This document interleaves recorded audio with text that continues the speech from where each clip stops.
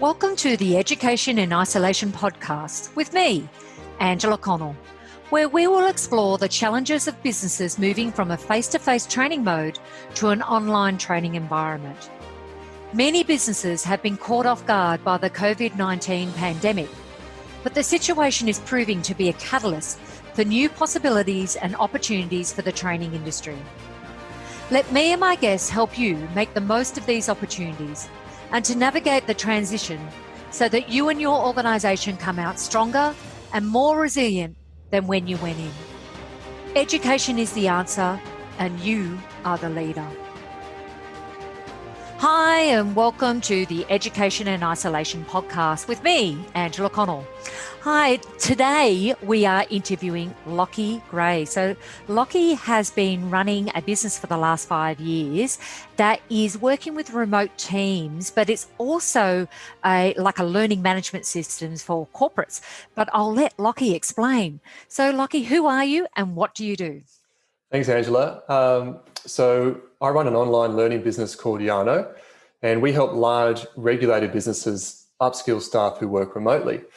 And the way we do that is that we take our customers' existing training material, whether that's in PowerPoint or e-learning modules or even PDFs, and we extract the key concepts out and then deliver them in a question, answer, explanation form in a few minutes each day, with the idea being that spacing learning out over time gives us the best chance at retaining and using it.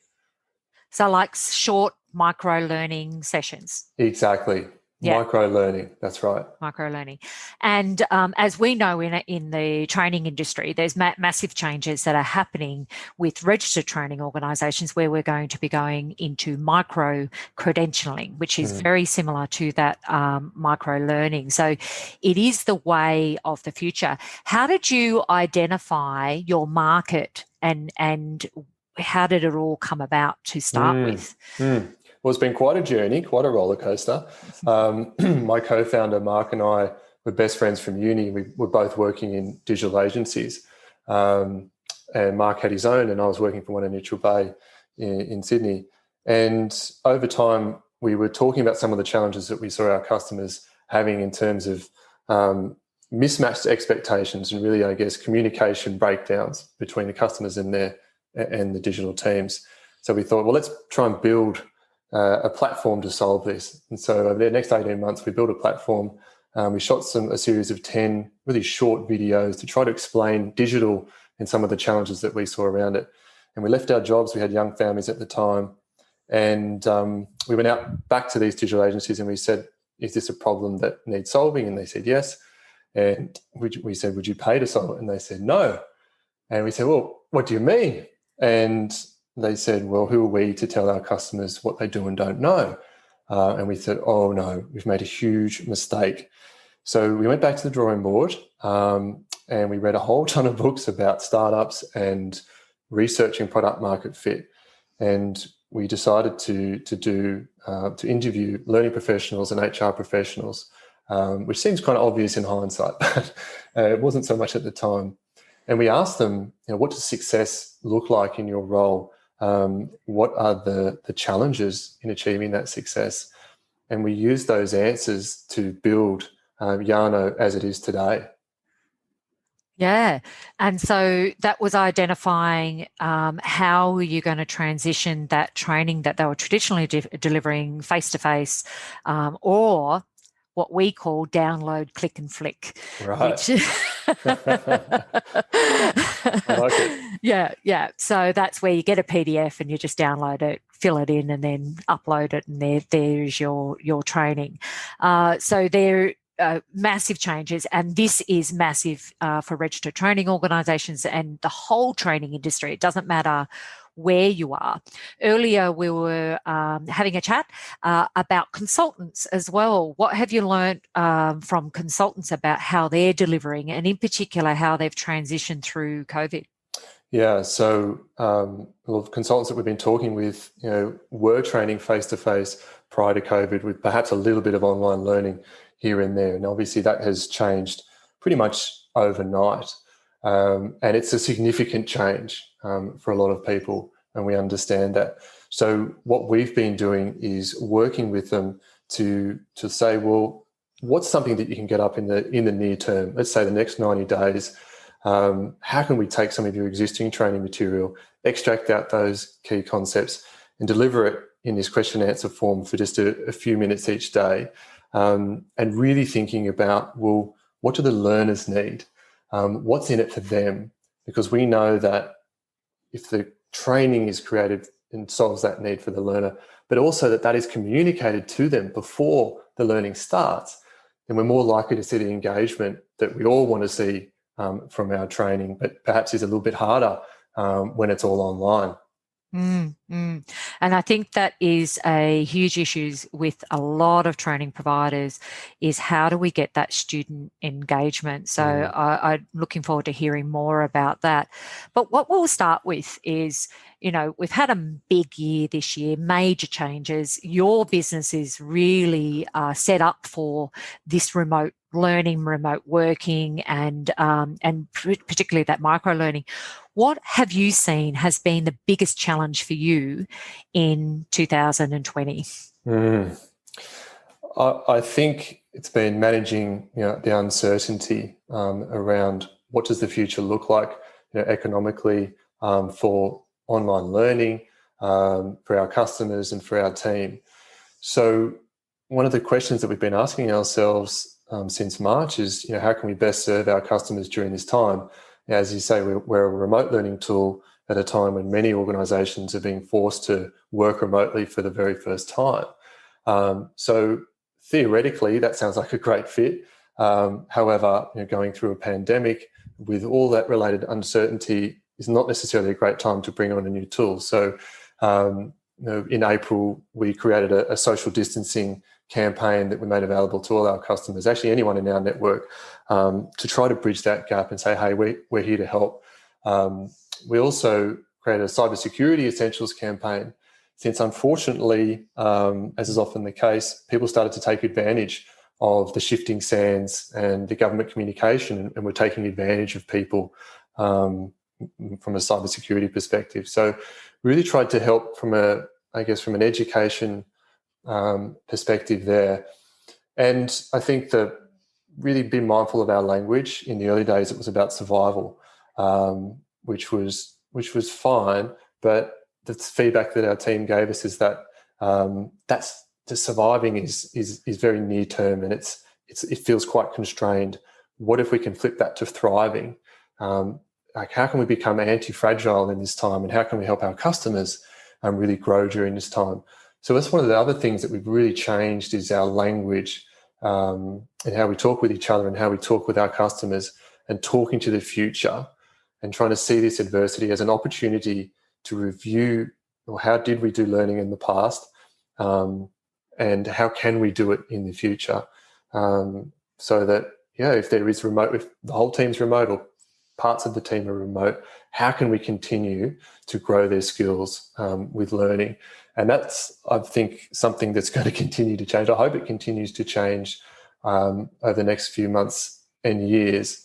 But I think talking about it and having those conversations is so important. And it's also one reason why we built Yarno in the way that we did, with these little bite-sized modules, so that the content can be updated quickly and easily.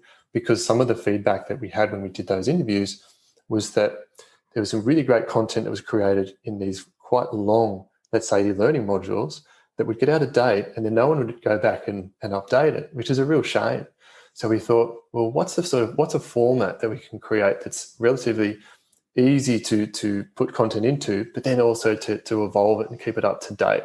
And that's really been tested during the last few months, as what our customers need to know and their learners need to know has changed so significantly.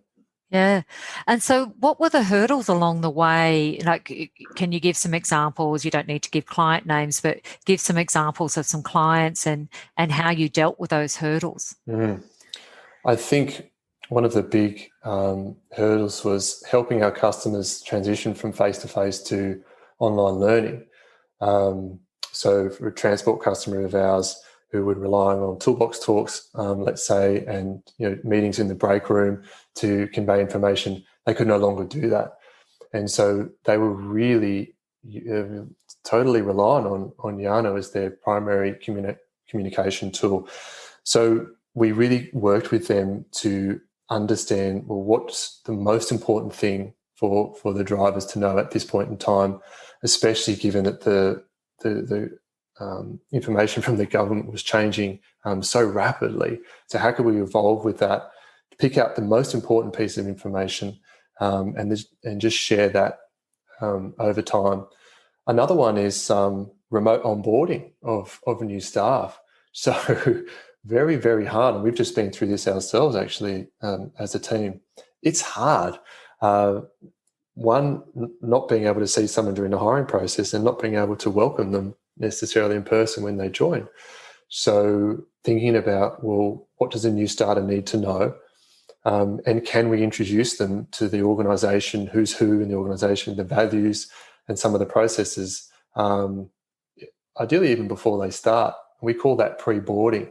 And we've worked with a couple of customers in introducing new starters to their organisation in that way, and then really reinforcing the information using that micro-learning over the first few weeks. Starting a new job is stressful at the best of times, but let alone during a pandemic when you can't see your colleagues, you can't meet them face to face, you don't have that same support structure. Yeah, one of the things that I find with when you bring on new team members is a lot of people learn through osmosis. So they're just in and around the other team members. So they're learning a lot through just by hearing them talking on the phone or having group discussions and things like that. That was one of the things that we had struggled with at first as well, but we've since taken on 2 new team members and over this time. And one of the things that we found that was really, really good was regular meetings. So we have regular meetings. We're chatting all day on Teams. So how specifically did you overcome that within your onboarding process, getting that team collaboration within your system? Yeah, it's a great question, because I don't think it's one size fits all, and it really does depend on the organisation's culture and I guess time available to invest in that new person too. So for us, we have a component of our platform called the Learning Library. And that's where we would put in sort of structured onboarding materials. So week 1, day 1, week 1, day 2 for the new starter to be able to work through, and then back that up with some micro learning, say at the end of each week, just to touch on those most important concepts. The other thing we really encourage is conversations around the learning, and we find often that the learners will create, say, a WhatsApp group, and they'll actually talk about their learning in the WhatsApp group, and the customers love it. It's a really intangible benefit. It's not one that we set out to try to achieve, but to have people excited and talking about the learning, and they might be disagreeing with it, that's great. They're engaging with it on a whole different level. So we really tried to facilitate that. And I think for us, for ourselves as a business as well, we talk a lot about trying to communicate with context. As we've shifted to more written communication, more asynchronous communication, I think that context can often get lost. So we've created our own, what we've called Yarno handbook, which is in our own learning library, that outlines how we communicate with each other, what we expect. And we're also trying to use a lot more video too. So, for example, rather than a written weekly update to the team, I might shoot that with video now. We're really encouraging our customers to do the same thing. It's such a rich, engaging way to share information, but I think most importantly, it communicates context really well, because you can see the person, but you can hear their voice. And I think that's something that we've really needed during this time, is to hear Bringing the person. the emotions in. Yeah, that's right. And I think it's okay to be confident but uncertain, and say, hey, I don't know what's happening, what's going to happen in the future, but this is where I'm at, and this is what I think. Communicating with context and being transparent. We encourage that for our team, and we talk a lot about that with our customers as well. Yeah. And they're really good. Lots of things that we've all learned this year. There's been so much learning, and not just learning a course or something like that. So What do you believe is your biggest achievement this year? I think from a Yarno perspective, it's been keeping our culture healthy and seeing Yarno as, grow in the face of adversity through what's been a pretty difficult time. Culture is something that we're really proud of. We really invest time in growing our culture, but I think you never really know how healthy is your culture until you're faced with adversity, and that's been fantastic to see. I think hearing from some of our customers that Yarno's been really instrumental for them in communicating with their teams during this period, that feels good, and it's made us think, well, how can we build on that into the future so that we can continue to help our customers. And I think it really shifted in the mindset, as we were talking about before, from just surviving to thriving, kind of acknowledging that this is a really tough situation, that we don't know what the outcome's going to look like, but what can we do to make the most of it? And I think talking about that just opened so many doors, and it's just such a refreshing shift from everything that you can sort of read in the media as well. Mm-hmm. And how many team members do you have? 13. 13. And are they all local together, or they're all over the place now? Up and down the East Coast, yeah.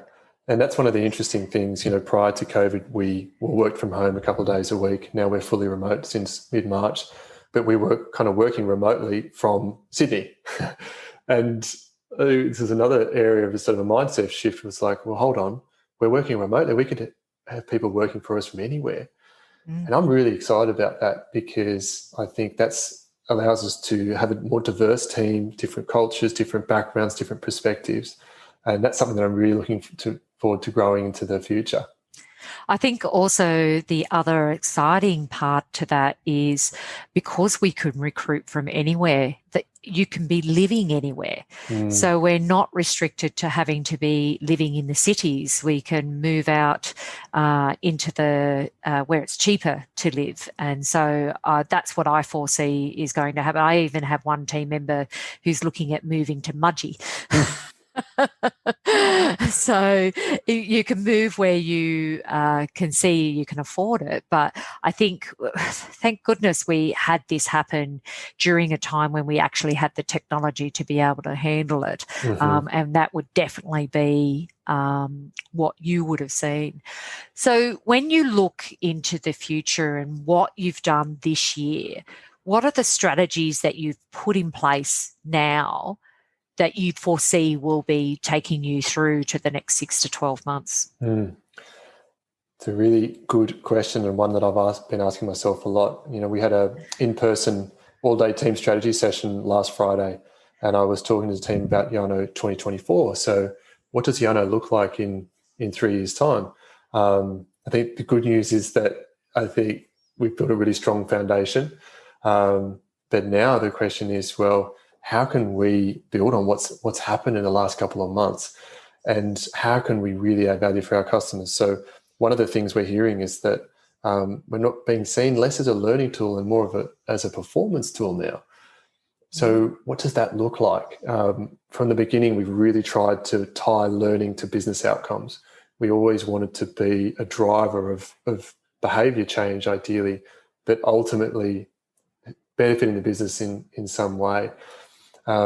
So what does that look like going forward from a strategic sense? And then feature-wise, we're working with a partner at the moment who puts sensors on truck drivers and watches how they move, and they're moving in a safe way, an unsafe way. And then we're looking at partnering to help reinforce some learning off the back of that, if there is an unsafe process or movement that's been identified. And really looking to integrate more with our customers' systems that they're already using. So capturing many data points, whether that's safety data points, training data points, and curating them to form it's like a risk profile, I guess, so we can try to help predict where there's a potential risk for an unsafe movement in the future or a fatigue event, and that there can be some intervention off the back of it. So really trying to use the data that we're capturing in an insightful and useful way that maps back to what the business is trying to achieve. And being adaptable, I think, as well. That's one of the big things that we're realizing. I can talk about where we're going to be in 3 years' time, but honestly, who knows what that's going to look like? So it's having that high-level vision of where we wanted to go, and then just each quarter looking at a 90-day sprints, I guess. What can we do to move the needle? For us, that's going to be growing our team and to be led by what our customers want from us. Yeah, and I think capturing all that in one little nutshell. The future is uncertain. We don't know where it is, but we do know, and I strongly believe in this as well. The way we work, the way we learn has changed forever.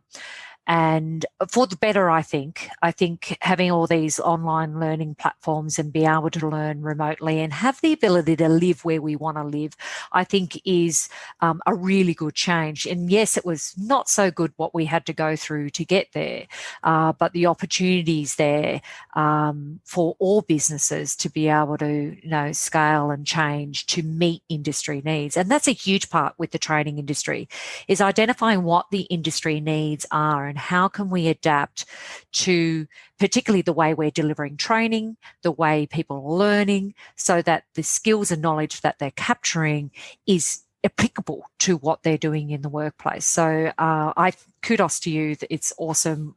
I can see where your plan is going. So with your business, looking at your team and how your business operates, massive change in the last 6-8 months. How do you foresee, do you ever see yourself going back into an office? How do you foresee your business operating in the next 6 to 12 months, never mind 3 years? Well, I think never say never.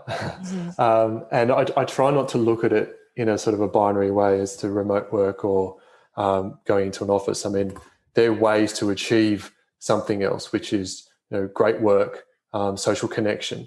So at the moment, we're fully remote. We'll be that way for the foreseeable future. We gave up our lease in North Sydney in March, and we don't have plans to go back. So instead, we're shifting the conversation to, well, when we meet in person, what do we want to achieve? But again, it's about social connection rather than sitting next to each other on our laptops. So when we met on last Friday for our team strategy session, we did full day of brainstorming. We had lunch together. We went out for drinks afterwards as a team, and it felt really good. And the team have said, we want to do more of that.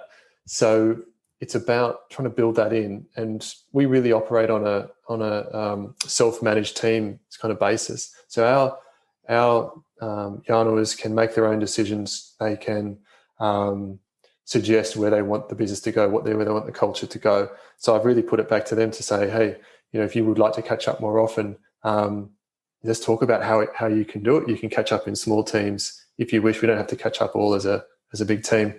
And we onboarded a new customer success manager, Dale, 4 weeks ago. First fully remote onboard hire, which was really interesting. We'd never met him. We did a hiring process and all the interviews all on Zoom. But the key thing was that we met him for a few days when he first started, to get to know him and build that social connection. So I don't think it's either or for us. It's what makes sense?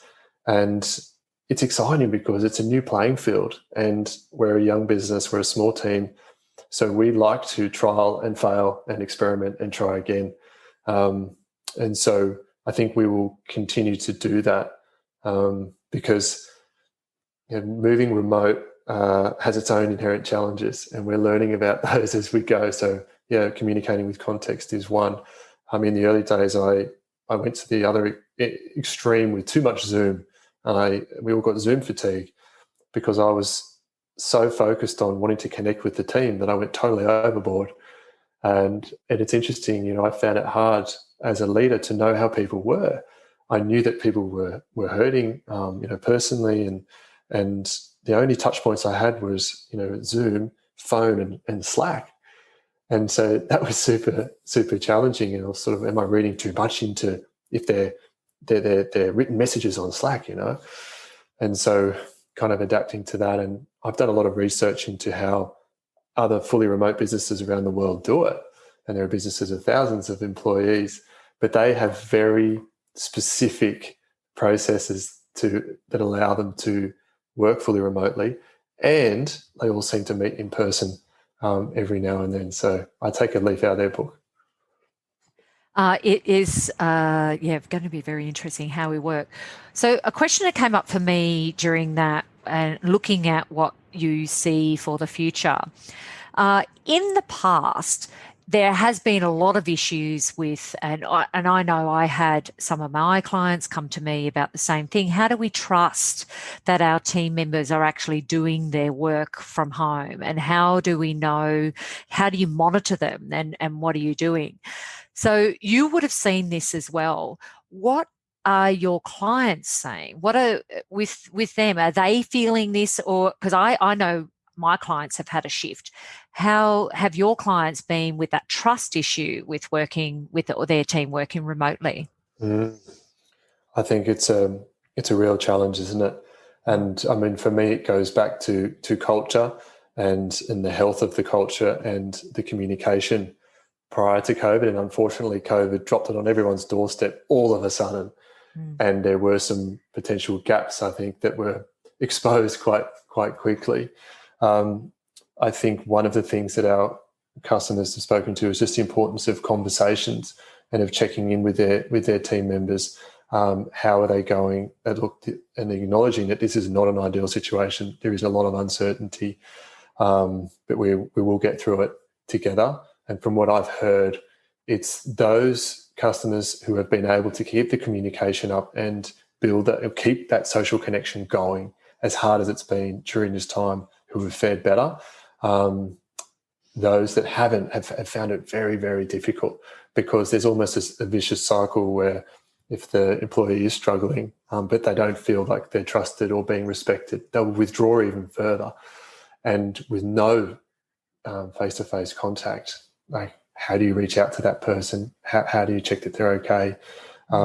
So one of the big themes that I've heard as well is around mental health and employee well-being, and how do you keep your team healthy, and how do you know how they're going?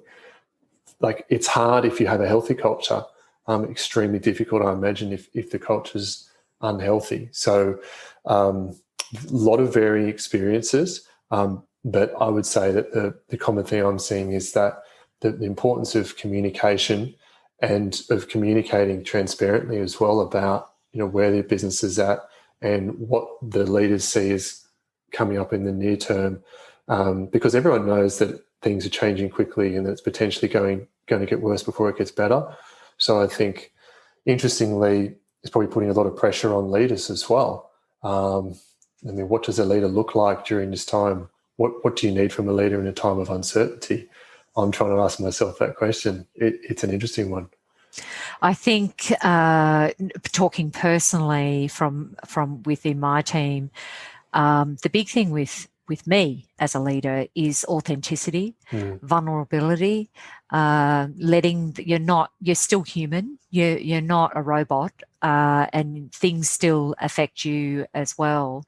But I think, as you said, working with values, and like, we very much incorporate our values into we have kudos that we give to each other, and we hashtag them with one of our values, so that we're aligning with that. And that's very much how our team works as well. So how do you see, would you be incorporating this, like, now that you know that this is an issue and a concern?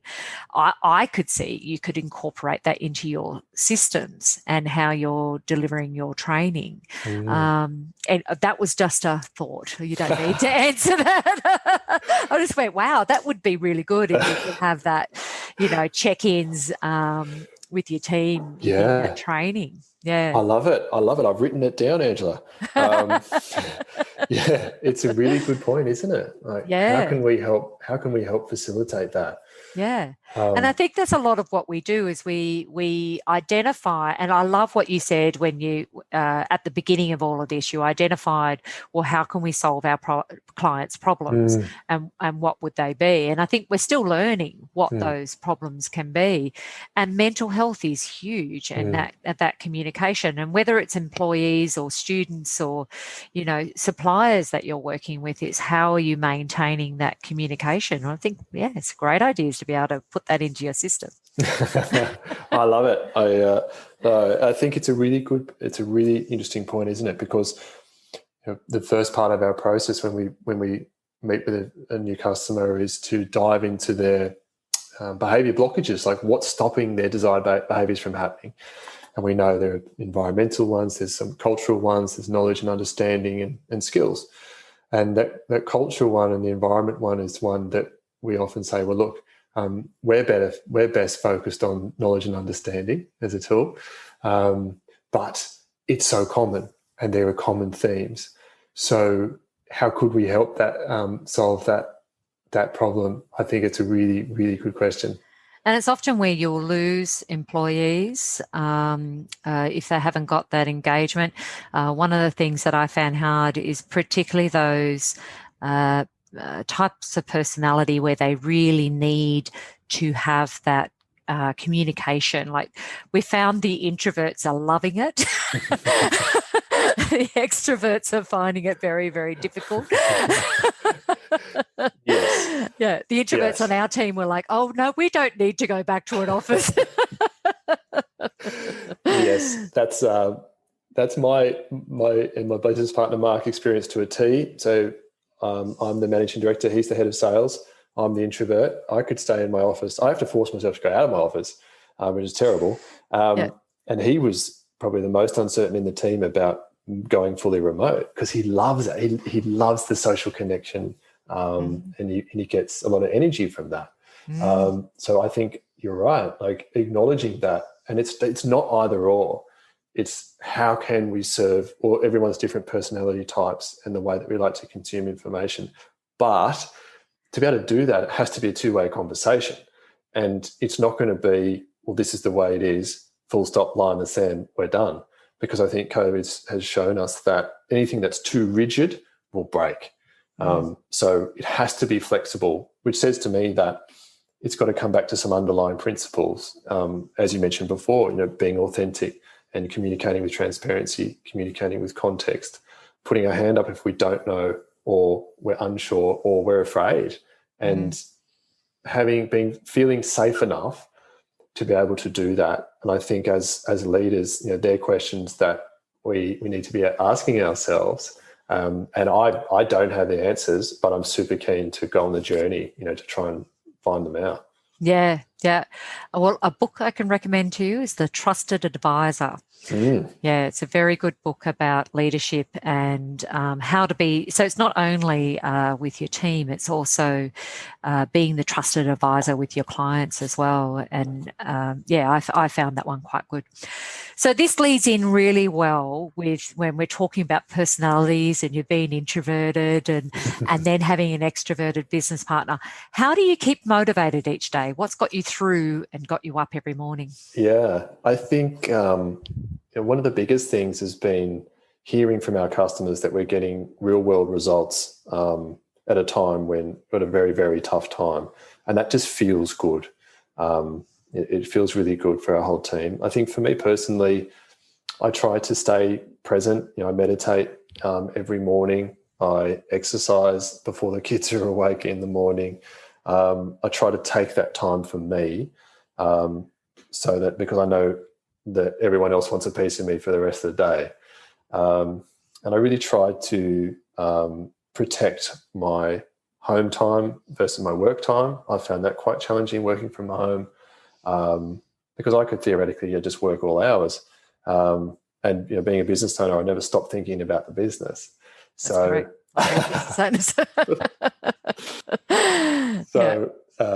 being really clear about when I'm going to start work, when I'm going to finish work, and actually communicate boundaries, communicating that to my family as well. So when my daughter, she's almost 4, runs into the room, she understands why I can't necessarily chat with her right then, but I'll carve out some time to spend with her later on in the afternoon. And also trying to embrace remote work. Like, I don't need to sit in my chair from 9 till 5. If I want to go to the beach and go for a swim in the morning, I can do that. We recently moved from Sydney to Newcastle, which is a huge change for us during COVID. And one of the reasons was because I can work from anywhere, and we wanted that lifestyle change. So it's really about, I think trying to stay present, and also being grateful for the fact that I can work remotely, and that we're the business okay and my family and I are healthy. That keeps me motivated as well to really try to stay centered. Yeah. And Newcastle's a great place to live. I actually moved from Newcastle to the Northern Beaches, so I'm thinking I might go back again. Oh, that's amazing. Yeah. So it is a great area. You've got so much around you. Oh, yeah. You've got wineries and beaches and lake and everything. Oh, we love it already. Yeah. All right. Thank you, Lachy. That's been awesome having a chat to you and learning so much more about Yarno and what you do within your business and how you've got through the coronavirus pandemic, and in our Education and Isolation podcast. Thank you. Thank you, Angela. Thank you for joining us on the Education in Isolation podcast with me, Angela Connell. Please take a moment to rate and review this podcast on your preferred podcast app. Each rating and review helps us fulfill our goals of helping businesses like you make the transition from face-to-face training to providing training online. The Education in Isolation podcast is proud to be part of the Experts on Air podcast network.